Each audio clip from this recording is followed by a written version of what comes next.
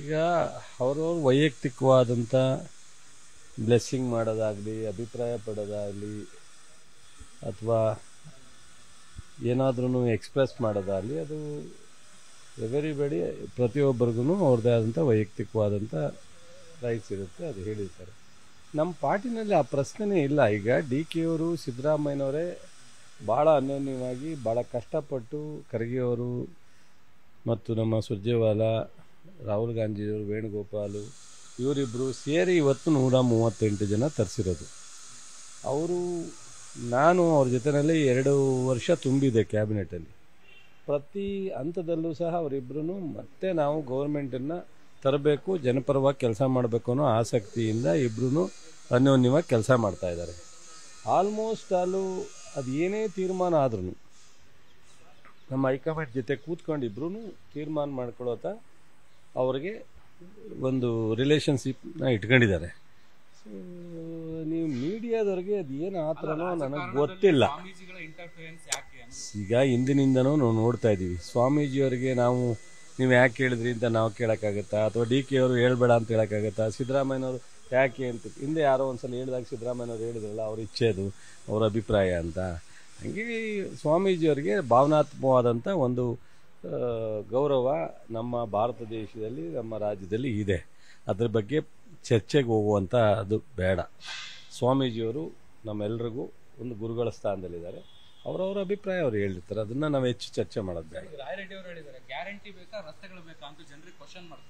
ಗ್ಯಾರಂಟಿನೂ ಆಗುತ್ತೆ, ರಸ್ತೆನೂ ಆಗುತ್ತೆ. ನನಗೆ ಅದು ಯಾಕೆ ಹೇಳಿದ್ರು, ನಾನು ಅದು ಯಾಕೆ ಹೇಳಿದಾರೋ ಗೊತ್ತಿಲ್ಲ. ಈಗಲೂ ಮೊನ್ನೆ ಪ್ರತಿಯೊಬ್ಬ MLAಗೂ 50 ಕೋಟಿ ಕೊಟ್ಟಿದ್ದಾರೆ. ಅದಲ್ಲದೆ ಇಲಾಖೆನಲ್ಲಿ ಏನಾಗುತ್ತೆ ಅದನ್ನು ಕೊಟ್ಟಿದ್ದಾರೆ. RDPR ಅಲ್ಲಿ 38 ಕಿಲೋಮೀಟ್ರ್ ಕೊಟ್ಟಿದ್ದಾರೆ. PWDನಲ್ಲೂ ಸೊ ಆ್ಯಕ್ಷನ್ ಪ್ಲ್ಯಾನಲ್ಲಿ ಸೇರುತ್ತೆ. ನನಗೆ ಗೊತ್ತಿಲ್ಲ ಸೀನಿಯರ್ MLA ಇದ್ದಾರೆ ಅವರು ಯಾಕೆ ಹೇಳಿದ್ರು ಅಂತ. ನಾನು ಏನೇ ಮಂತ್ರಿ ಆದರೂ ನನಗೂ ಒಂದು ತಾಲೂಕಿದೆ, ನಾನು ಅಲ್ಲಿ MLA ಇದ್ದೀನಿ. ತಾಲೂಕಿನಲ್ಲಿ ಅಭಿವೃದ್ಧಿನೂ ಆಗ್ತಾಯಿದೆ, ಬಟ್ ಗ್ಯಾರಂಟಿನೂ ಇದೆ. ಬಟ್ ಫೈನಲಿ ಅವರವ್ರ MLAಗಳಿಗೆ ಈ CM ಹತ್ರ DCM ಹತ್ರ ಮಾತಾಡ್ಕೊಂಡು ಮಾಡಲಿಕ್ಕೆ ಅವಕಾಶ ಇದೆ. ಬಟ್ ಅವರು ಯಾಕೆ ಹೇಳಿದ್ರು ಅಂತ ಅವರೆಲ್ಲ ಸೀನಿಯರ್ MLA ಅವರಿಂದ ಅವ್ರ ಬಗ್ಗೆ ನಾನು ಮಾಡಲಿಕ್ಕೆ ಹೋಗಲ್ಲ. ಜನ ಕೇಳೋದು ಗ್ಯಾರಂಟಿ ಬೇಕು, ನಮಗೆ ರಸ್ತೆ ಬೇಡ ಅನ್ನಲ್ಲ, ರಸ್ತೆನೂ ಬೇಕು, ಗ್ಯಾರಂಟಿನೂ.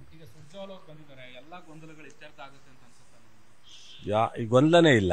ಅವರು ಒಂದ್ಸಲಿ 2 ವರ್ಷಕ್ಕೆ ಸರ್ಕಾರದ ಕಾರ್ಯಕ್ರಮಗಳ ಬಗ್ಗೆ ರಿವ್ಯೂ ಮಾಡ್ತಾ ಇದ್ದಾರೆ. ಮುಂದೆ ಏನಾದ್ರು ಅವರು ಇನ್ಸ್ಟ್ರಕ್ಷನ್ನು ಅಥವಾ AICCಯಿಂದ ಅಥವಾ ನಮ್ಮ ಸೀನಿಯರ್ ಲೀಡ್ರಿಂದ ಗೌರ್ಮೆಂಟ್ಗೆ ಡೈರೆಕ್ಷನ್ ಕೊಡುವಂಥದ್ದು ಏನಾದ್ರು ಇದ್ದರೆ ಅವ್ರಿಗೆ ಈ ಎಲ್ಲ ಅಭಿಪ್ರಾಯದ ಕ್ರೋಢೀಕರಿಸಿ ಒಂದು ಕೊಡ್ಲಿಕ್ಕೆ ಅನುಕೂಲ ಆಗುತ್ತೆ. ಅದಕ್ಕೋಸ್ಕರ ಬಂದಿರೋದು, ಗೊಂದಲಕ್ಕೆ ಬರೆಯೋಸಕ್ಕಲ್ಲ.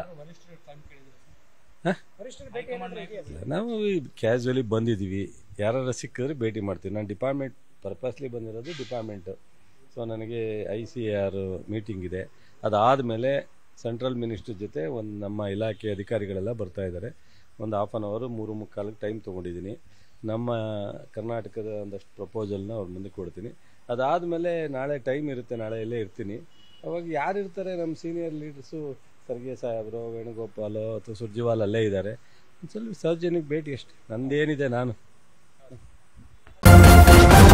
ನ್ಯೂಸ್ ಫಸ್ಟ್, ನಿರ್ಭೀತಿಯಿಂದ ನಿಮ್ಮ ಪರವಾಗಿ.